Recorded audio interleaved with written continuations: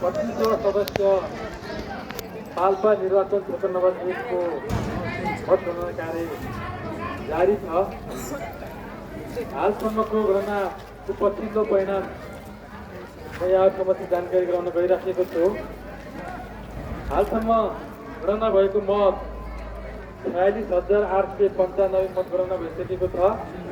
46,895 मतगणना हुँदाखेरि बदर मत 2035 मत बदर भएको छ र सदर मत 44,860 44,860 मत चाहिँ सदर भएको अवस्था छ।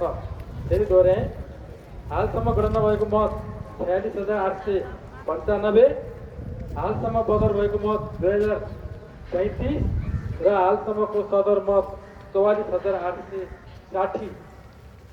44,860 सदर मत मध्ये निर्वाचन चिन्ह सूर्य 14,786, निर्वाचन चिन्ह रुख 15,679,